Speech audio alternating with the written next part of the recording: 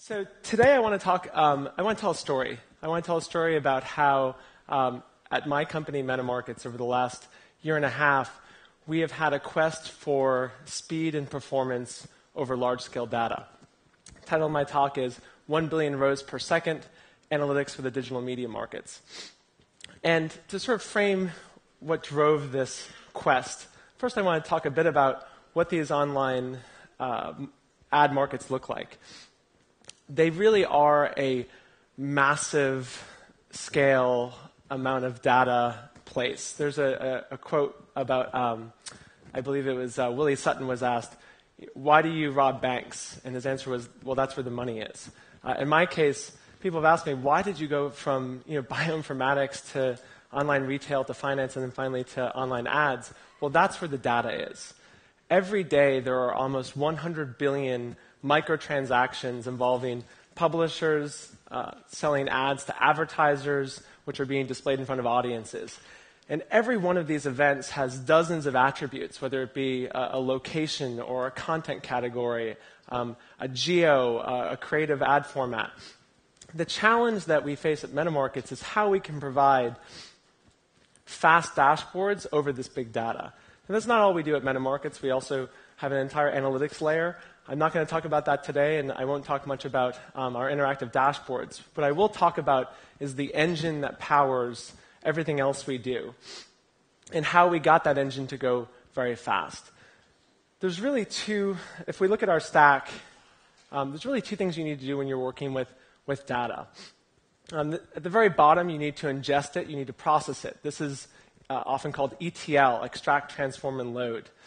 And it's been said, I believe, that ETL is often a neglected part of people's infrastructure. I think that ETL should be a first-class part of every company's infrastructure. But ultimately, people these days are using Hadoop. Hadoop has solved the issue of scale for companies. But Hadoop is not enough.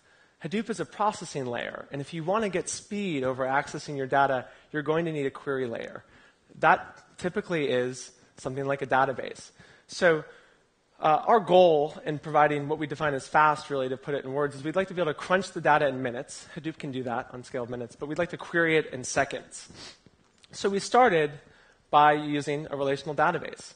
We were able to crunch the data with Hadoop in minutes, and we had a MPP, a massively parallel process database that we put our data into. And this was okay, but the query times were not fast enough. The queries came back in minutes. So we needed to do something else. And by the way, it started off fine. When we had small amounts of data, it was okay, but we've slowly moved towards around a petabyte of data in our infrastructure. So you can imagine that gets a little tricky to store and query quickly.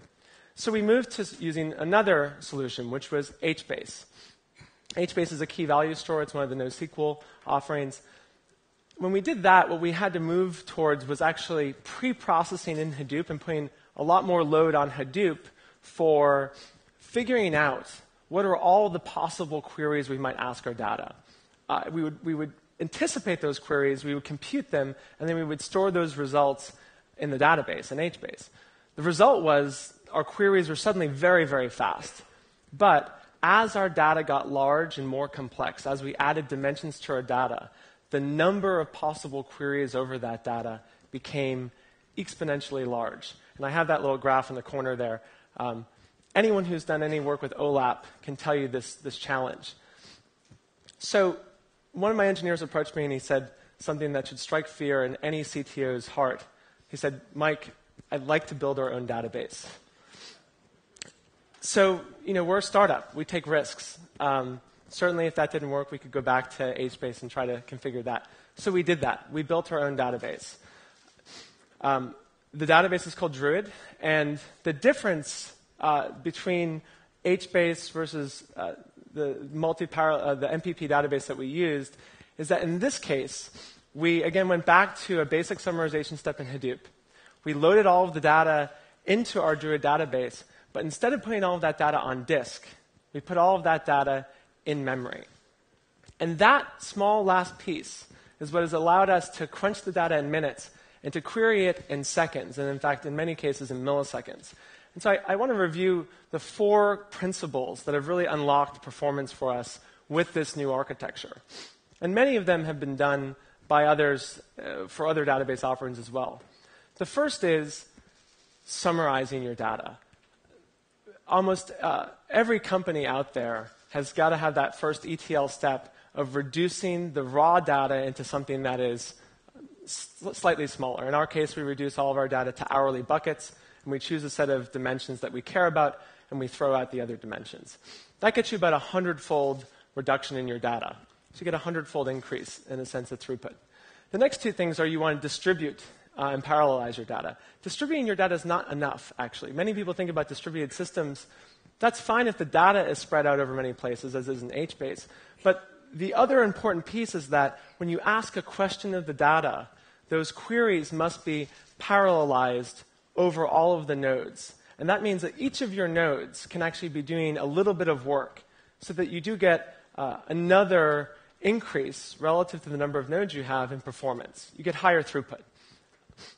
And finally, the last thing we've done is we've stored everything in memory. And in fact, memory is, as we all know, much, much faster than disk. People have made the analogy to grabbing a slice of pizza at Ray's around the corner versus getting on a plane, flying to San Francisco, and going to Delfina in the mission. That's the difference between memory and disk. And the result is that we can filter and aggregate over 1 billion rows per second on a 50-core cluster. Or about 20 million rows per core.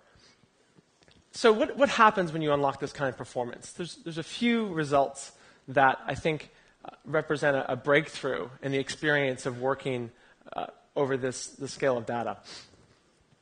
The first is freshness. Increasingly, businesses are moving at a faster and faster pace. But unfortunately, as our data volumes have increased and the velocities have also increased, our analytics has not kept pace with the speed of business. Most decision makers are very dissatisfied with the quality of their BI teams. When you move to having fast analytics over big data, and it allows you to get answers quickly. We all know that fresh food tastes better than old food. There's no difference with data, and there's an exponential decay in the value of data over time. So being able to give a decision maker insight into what happened an hour ago or a day ago is a dramatically different experience. The next piece is that we don't put any restrictions on what types of queries you can ask the system. Outside of the initial summaries, we do. When we were using HBase, we had to anticipate all of the possible queries that you could ask your database. In our current system, you can ask queries of arbitrary depth across any dimensions of time or attribute and get those answers back immediately. So it really opens up a ton of freedom and exploration of the data, and we've seen that with our users. Increasingly, as they get to know the product, they're diving deeper and deeper into the data. And finally, the last piece that is really a different experience with fast analytics over big data is interactivity. So much of the type of work that folks do in the business intelligence space revolves around reporting. A batch process runs in the evening.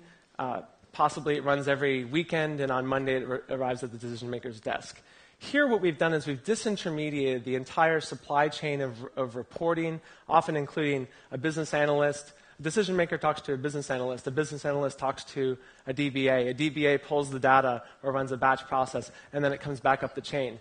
And by the time that happens, the data is old, and the decision maker decides, I'd like to ask another question. I'd like to go a little deeper here. But you can't have a dialogue with your data if you're in the realm of batch processing, if you're in the realm of minutes to wait for every query to come back. So our architecture, we like to think, is sort of like sitting behind the wheel of a high-performance race car and driving around your data. And this is one of the Ferrari racers that I pulled off the web to kind of analogize what we're doing in the data space. So that's our story. That's how we were able to go from struggling with scale to achieving dramatic performance at 1 billion rows per second. Thanks very much.